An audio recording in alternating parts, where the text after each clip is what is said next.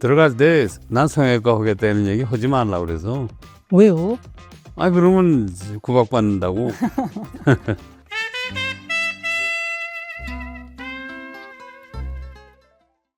안녕하세요. 휴머니티 성형외과 황진희 원장입니다. 네, 요즘에 전 세계에 대한민국 성형외과의 유세가 대단한데요. 오늘은 저의 존경하는 스승님이시자 대한민국 성형외과 60년사에 처음부터 지금까지 이 중흥기까지를 이끌어오신 살아있는 산 역사이신 이세일 교수님을 모시고 성형외과의 과거부터 현재 그리고 미래에 대해서 한번 나눠보는 시간을 갖도록 하겠습니다.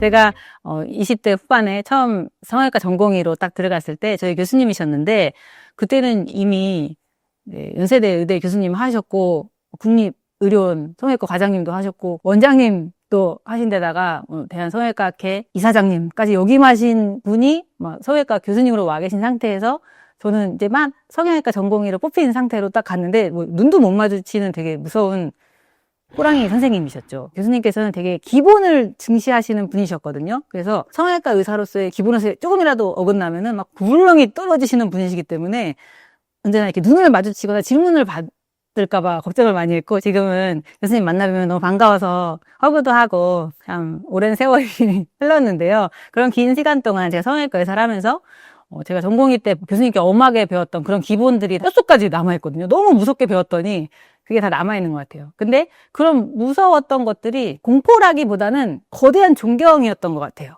왜냐면 교수님이 딱 서 계시면은 교수님이 그 당시에 선천성 구순 9개월이라고 원청이 환자들 수술을 되게 많이 해주셨는데 그 애기들이 엄청 조그매요. 생후 1년도 안 된 애기들 수술하는데 교수님 손보다도 얼굴이 더 작은 애들의 입술이 갈라지고 입천장이 갈라진 애들 수술을 해주시는데 교수님이 딱 서 계시면은 옆에서 누가 이렇게 팍 밀어도 움직이지 않으실 것 같이 머리에서부터 발끝까지 딱 서 계신데 이 애는 내가 딱 지킨다는 그런 딱 서전의 느낌이 딱 있으신 거예요. 그래서 서전으로서는 너무나 멋있는, 그래서 너무 닮고 싶은 그런 교수님이었고, 저희 성형외과 의사들에게는 교수님께서 BTS는 아침 배웠습니다. 굉장한 영웅이시고 그런 교수님이신데요. 교수님의 뒤를 밟고 있습니다. 오늘 교수님과 함께 성형외과 의사로서의 인생 이야기와 또 성형외과 의사로서의 긴 60년간의 이야기를 한번 들어보려고 하는데요. 오늘 이 만남이 너무나도 기대가 되고 또 젊은 성형외과 의사들이나 또 의사를 꿈꾸는 분들 또 일반인 분들에게도 오늘의 이 이야기가 많은 귀감과 영향을 줄 수 있을 거라고 생각합니다. 정말 우리 성형외과 전문의 모두의 스승님이시자 성형외과의 거목과도 같은 분이십니다. 이세일 교수님을 이 자리에 모시도록 하겠습니다. 교수님 안녕하세요. 예, 원래는 서울 태생인데 6.25 바람에 부산으로 가서 부산의과대학을 66년도에 졸업을 하고 66년도에 국립의원에 외국인들이 있을 때 거기 인턴으로 들어가서 거기서 인턴을 하고 군대를 가가지고 군대 3년을 하고 성형외과를 하려고 연세의대로 가서 외과를 하고 거기서 성형외과를 하고 78년에 국립의원에 성형외과가 생겨서 거기를 가서 성형외과 레지던트를 키우고 93년에 원장까지 지내고 96년에 인하대 인천병원이 새로 개원하는 바람에 그래서 인천 가가지고 이제 96년부터 전공의를 수련을 시작하게 됐습니다. 그래서 그때 저를 만나셨죠. 네. 우리 사회를 보고 있는 황진희 원장도 그때 만나고 96년까지 10년간 거기서 일을 하고 인천 생활을 상당히 길게 한 편입니다. 교수님 그러면은 부산에서 피난민이셔서 학창 시절을 다 보내신 거예요? 거기서 고등학교 졸업하고 네. 그리고 대학 졸업하고. 근데 의사가 되고 싶으셨어요? 학창 시절에? 아버지가 사업을 하셔서 아유 난 저거 안 하겠다 그러고 우선 할만한 게 그러니까 의사를 한 거죠. 의사를 하면은 그때만 해도 밥은 안 굶었으니까 먹고 사는 데는 걱정 없을 거다 그래가지고 시작을 한 거죠. 60년대 의대를 들어가신 거예요? 예, 66년에 졸업을 했으니까 네. 60년에 의과대학을 들어가서 6년 동안 한 거죠. 그러면 의대 가셔서 수업을 다 듣는데 과를 저희가 정하게 돼 있잖아요. 그때 처음에는 무슨 과로 진로를 가셨어요? 성형외과가 그때는 없었잖아요. 있긴 있었죠. 세브란스에는 61년부터 우리 군사 유재석 선생님이 진료를 하셨고, 각 병원에는 성형외과라는 게 없었고, 그때만 해도 남자는 외과를 해야 남자다. 된다고 생각을 했으니까. 그래서 외과로 가신 거예요? 그래서, 외과? 그리고 세브란스도 외과를 해야 성형외과를 할 수가 있었기 때문에 외과를 먼저 들어간 거거든요. 들어갈 때 난 성형외과 하겠다는 얘기 하지 말라고 그래서. 왜요? 그러면 구박받는다고. 근데 성형외과가 왜 가고 싶다고 생각하셨어요? 학생 때? 외과는 우리보다 선배고 잘하는 분들이 많고, 성형외과는 이제 새로 시작하는 데니까, 새로 시작하는 데를 가야 그래도 빨리 두각을 나타낼 수 있지 않겠나 이런 생각도 있고. 근데 그게 굉장한 용기인데요. 미지의과잖아요. 내가 저과를 가서 두각을 나타내겠다는 거는 굉장한 팩인데요. 그렇게 해서 시작을 한 게 된 거예요. 그러면 이제 그때가 이제 한국에 성형외과가 처음으로 생기던 시기였잖아요. 아직 성형외과 전문의도 없었던 시기였고. 61년에 유 교수가 와서 진료를 시작을 하셨지만 학교가 처음 태동이 된 거는 66년이에요. 내년이 60년이 되는 거예요. 성형외과 학교가 태동된 지가. 네. 그때 성형외과 전공의 트레이닝은 저희 때랑 되게 달랐을 것 같아요.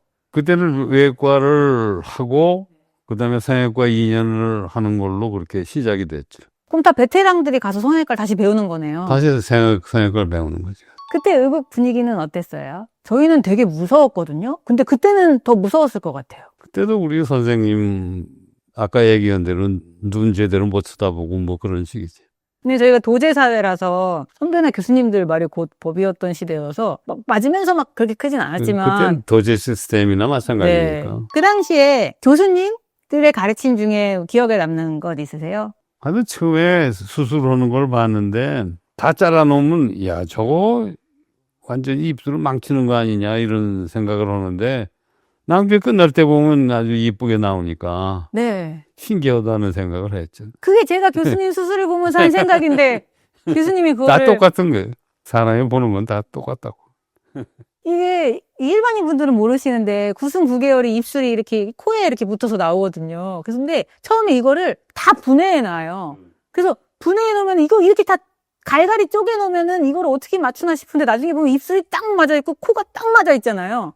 진짜 깜짝 놀라거든요. 왜냐면 교수님 손이 이따만 하시잖아요. 애기 얼굴보다 큰데 애기 인중이라 그래도 1cm가 안 되는데 그거를 막 잘라서 입술선을 딱 맞추는 그 짧은 시간에 애기 마치 짧게 걸겠다고. 성형외과 수술이라는 게 1mm 싸움이니까 그러니까요. 와. 1mm만 틀려도 이상하니까 뭐. 제가 그걸 아직도 기억하는 게 교수님께서 성형외과 의사는 1mm 차이도 알아맞혀야 돼 이러시면서 저게 몇 밀리로 보이니? 그래서 몇 밀리입니다 하면 저건 3mm야. 잘 딱 가다 되면은 3mm인 거예요. 교수님께서 전공의 때부터 성형외과 1mm의 싸움이라는 말씀을 하셔서 제가 지금까지도 쌍꺼풀을 하더라도 성형외과 1mm의 싸움이야 이러면서 제가 수술을 하거든요. 평생에 지금 그 말씀을 기억하고 있는데 애기들 9개월 수술할 때는 더 치열한 싸움이었을 것 같아요. 1mm도 안 되는 싸움이죠. 정말 그렇습니다. 네. 그래서 연세대에서 성형외과 처음 이제 수료를 받으시고 성형외과 전문의를 따셨잖아요. 근데 지금 성형외과 전문의로 국내에 있는 의사가 한 3,000명 정도 된다고 그래요. 네. 근데 제가 1,500번 정도 되거든요. 교수님께서 14번 전문의세요. 그 무게가 어마어마한데 그 당시에 맨 첫 해에 전문의를 딴 분이 몇 분이셨죠? 75년에 성형외과 전문의가 태동이 돼가지고 그 해에 22명이 전문의가 탄생했어요. 22명 탄생한 중에 지금 남아있는 분이 7분인가? 다 돌아가시고. 네. 7명이 남아있어요. 교수님께서 그러면은 그 22명이 처음으로 전문의를 따게 됐는데 다 연세대 의국에서 성형외과 트레이닝을 받으신 거예요? 아니. 그때 성형외과가 여러 곳에 있었나요? 외국에서 하고 온 분도 계셨고 각 대학마다 그 성형외과를 하려고 온 사람들이 한두 사람들이 있어가지고 다 합쳐서 했으니까 그래도 대부분이 연세대에서 온 사람이 대부분이고 그 당시 성형외과 환자들은 어떤 환자들이 있었어요? 생긴 게 이상하다고 하면 다 왔으니까 난생 처음 보는 그런 기형들도 오고 그래서 그때 유행하는 말이 에브리올로지라고 하는 말이 있었는데 그게 뭐냐면 자기가 수술 안 했어도 모르는 거는 해야 되니까 수술 예약 잡아놓고 어떤 거는 한 달씩도 밀리고 자기가 할 자신이 없으니까 공부해야 그걸 되니까. 배워야 되고 그때는 모든 걸 다 해야 되는 그런 부담이 있었죠. 스케줄 잡아놓으면 배워야 되니까 서로 물어보고 근데 그것도 또 체면이 있으니까 친하지 않으면 가서 물어보지도 못하고 그런 어려움이 있었어요. 그러면은 정말 학회나 성형외과 학회의 필요성을 절실히 느끼셨겠네요. 네, 그렇죠. 발전을 시켜야 되겠다는 점은 있었죠. 그래서 성형외과 학회를 창설을 하게 되셨군요. 그때 같이 공부하고 이러시면서 기억에 남는 재미있는 에피소드나 어려웠던 환자분들은 없으세요? 완전 초창기셨는데. 남자가 군대 간 사이에 신발을 거꾸로 신었다고 그래가지고 여자 코를 남자가 비웠어. 그래서 겉에 있는 코가 잘려나간 바람에 그거를 이제 이마에서 이걸 이용해서 뭐 하고 그런 경우가 있죠. 옛날 코처럼 그렇게 이쁘게는 못했지만 하여튼 코 모양을 만들어주고 하던 기억은 있어요. 성형외과는 재건외과입니다. 네, 살려주고 세워주고 일으켜주는 과입니다. 네. 그 중에 미용수술 환자도 있었죠. 근데 그 당시에도요? 그럼 쌍꺼풀하고 얼굴 땡기고 이런 거요? 그럼 그때도 오. 있었어요. 특히 쌍꺼풀 뭐 대학 입학했다고 기념으로 해주기도 하고 널 그러니까. 지금도 수능 끝나서 밀려들고 있는데. 방학 때는 그런 환자가 아무래도 많았죠. 그 당시에 어쨌든 성형외과 의사가 전국에 거의 없으니까 미용 수술도 다 대학병원에서 하셨을 거 아니에요. 근데 또 어떻게 배웠는지 해가지고 개업하는 사람도 있었어요. 종로 이런 데서 개업을 해가지고 쌍꺼풀 정도는 뭐 그 사람들이 하고 네. 코 세우는 것도 실리콘 제제를 잘 모르던 시절에는 합병증에서 온 사람 보면 칫솔대 같은 플라스틱을 깎아서 넣은 것도 있었고 별일이 다 있었죠. 지금으로선 상상할 수 없는데. 상상 없으면 교수님께서 성형외과 교수를 지내시다가 국립의료원에서 성형외과 과장으로 가셨는데 나중에는 성형외과 의사로서 처음이자 거의 마지막 아니신가요? 국립의료원 원장까지 하셨잖아요. 어떻게 성형외과 의사가 국립의료원 원장을 할 수 있습니까? 하여튼 어떻게 하다가 본인이 원장이 됐는데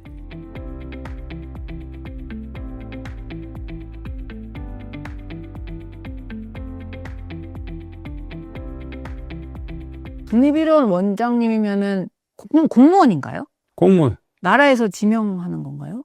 그래.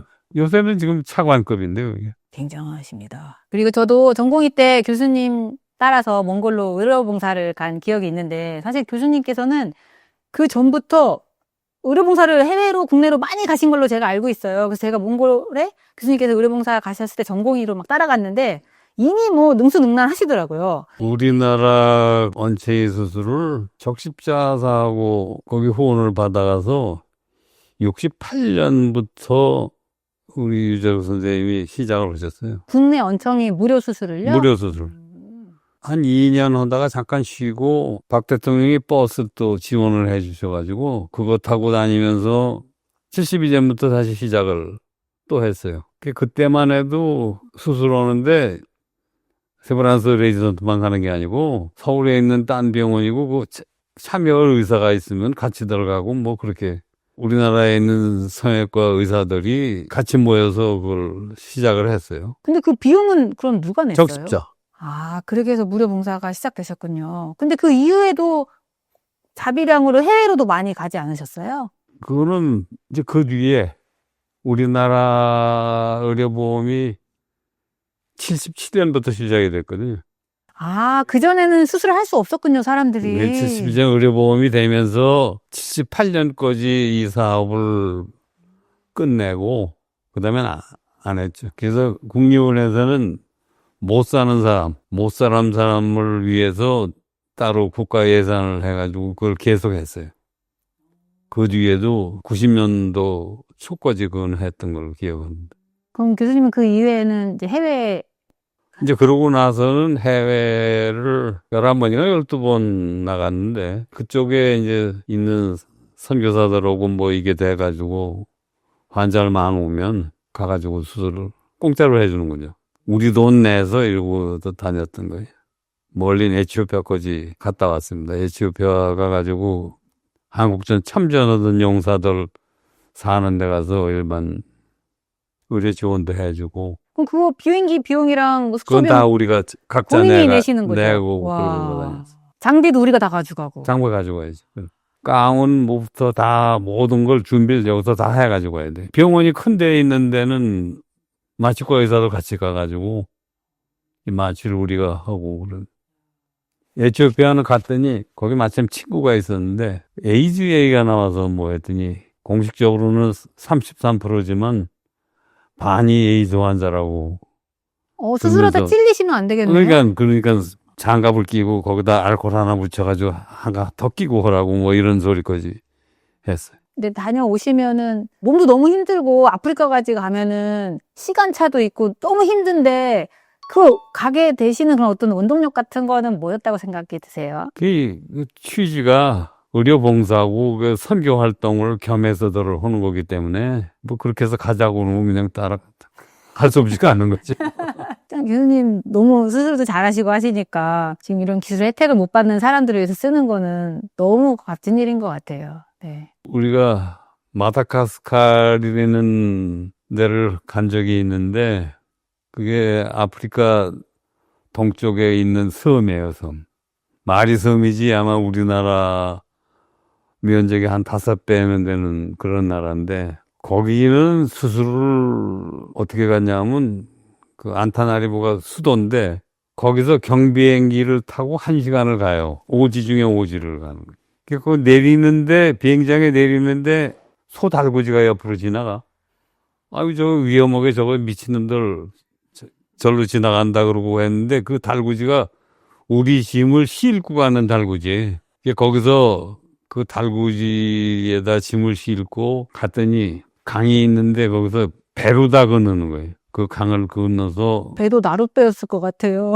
그래도 제법 괜찮은 배였나요? 큰 배를 한 대가 아니고 여러 대가 와서 이제 건너가면서 이렇게 보니까는 텐트를 쳐놓고 뭐 저기가 유원진 모양이다. 그러고 거기를 갔더니 그게 우리가 자야 되는 숙소예요. 근데 그 일을 비행기며 거기 숙소 만들고 하는 거를 그 봉사활동하는 NGO들이 해놓은 거예요. 우리 보고 지금 다시 거기를 가라면 못 가요. 그런 데를 가가지고선 이제 거기서 짐을 풀고 준비할 걸 준비하고 해서 수술하는 데를 가야 되는데 차로 가면 20분, 걸어서 가면 30분 되는 거리를 이제 매일 걸어 다니.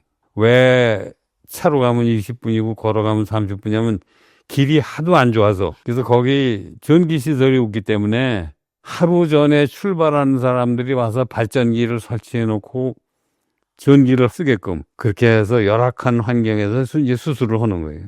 근데 그 수술을 하는데 그 장비를 해서 하다 보니까 전기가 나가요. 발전기가 잘 안 돌아가서 고장이 나서. 수술을 하던 사람을 꼼꼼한 데서 할 수 없으니까 들고서는 햇빛으로 나와서 햇빛에서 그 수술을 완성한 적이 없는 그런 열악한 환경에서 수술을 했습니다. 근데 마침 일행 중에 사진을 찍는 사진사가 하나 따라가는 사람이 있어서 그 가족들을 앉혀놓고 사진을 찍어주니까 난생 처음 찍는 가족 사진을 찍는 거예요. 그게 인기가 더 좋아. 수술보다. 거기 줄 섰더라고요.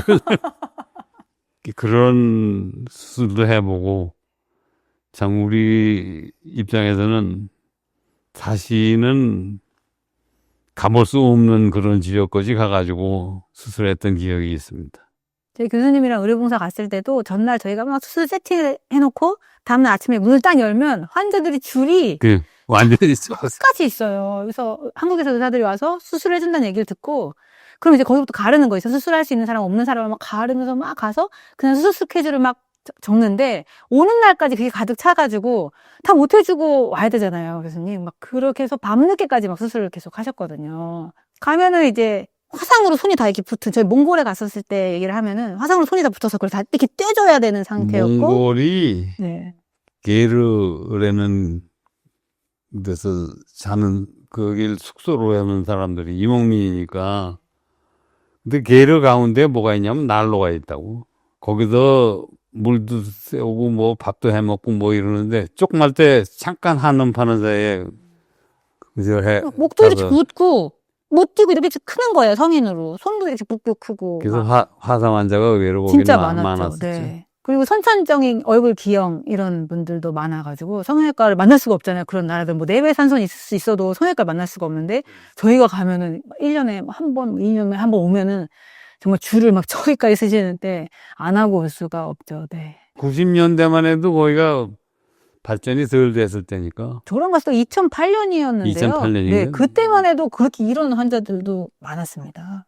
영호 교수님 그때도 나가다니셨죠. 그때 교수님께서 한 60대 초반 정도 되셨는데 뭐 딱 이러셔가지고 아침부터 저녁까지 막 계속 수술을 막 하시는데 뭐 진짜 멋있었습니다. 완전 영웅 중에 영웅이셨죠. 네, 굉장하십니다, 진짜. 네, 교수님이시니까 하실 수 있었던 것 같습니다. 교수님께서 성형외과 전문의로 지금 60년을 살고 계신데 늘 물론 기억하고 싶지 않으신 순간들도 있으셨겠지만 성형외과 의사로서 성형외과 의사 정말 힘들다 이랬던 순간들이 있으실까요?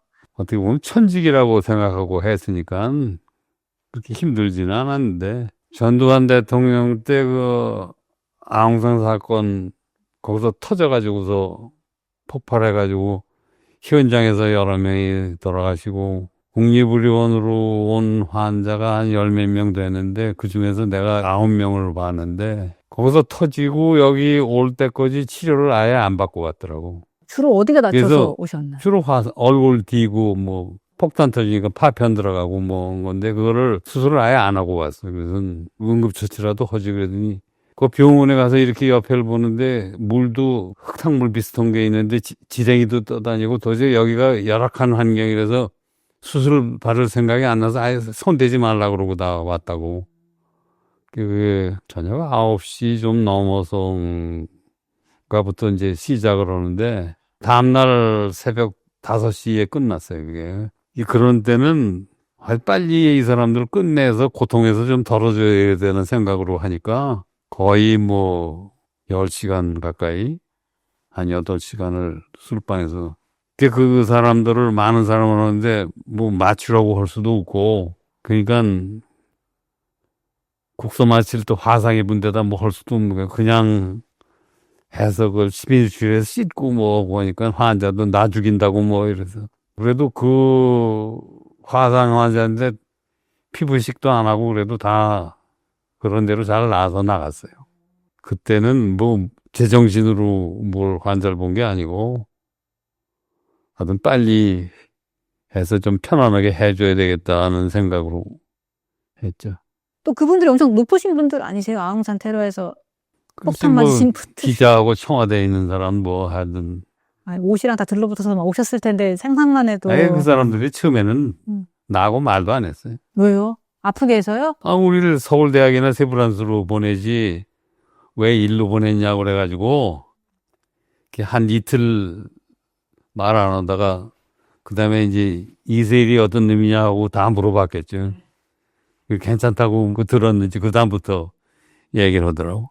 잘 가신 겁니다. 그분은 이세희 교수님을 만나서 잘 나으신 거죠. 피부식도 없이 그거를 다 화상을 나으셨으면. 네. 그럼 반대로 성형외과 의사하기 정말 잘했다 싶은 평생 기억에 남는 환자라던가 보람찼던 순간들 있으시면 말씀해 주세요.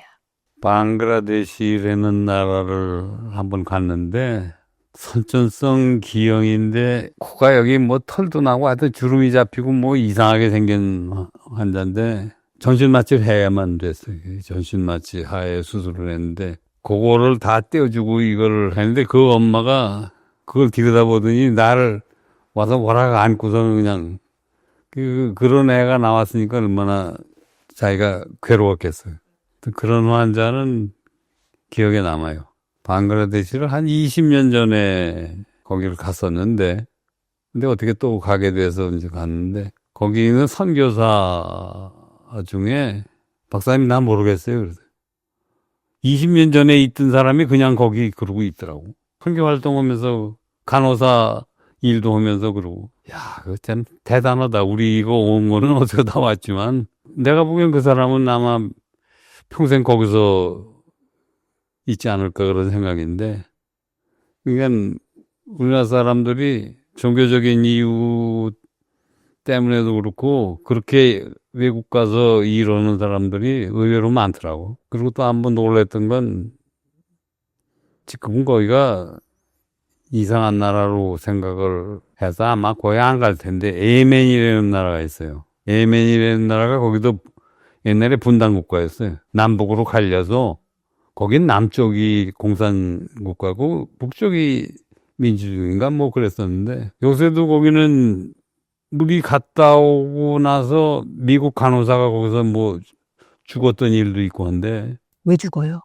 길에서 그냥 죽은 거예요. 그 예멘이라는 나라가 거기서 쏴가지고 이스라엘 거기 하마스 오고 오는 하마스를 도와서 오니까 그리고 호모스 해협 지나가는 배에다 쏘고 뭐 그러는 데가 거기에요. 그 예멘을 가서 하여튼 수술을 해주고 했는데 그 의과대 가서 강의도 잠깐 뭘 하고 근데 여학생은 이걸 다 가려서 얼굴을 못 봐 우리가. 그리고 환자가 하나 왔는데 이제 여자 얼굴을 봤는데 코가 삐뚤어져 가지고서 그 뭐 해달라고 기계를 안 가지고 가서 그걸 못 해줬는데 그게 그 이슬람은 여자가 얼굴을 모르는 남자한테 보여주면 안 되니까 수업을 받으면서도 이걸 쓰고 있더라고.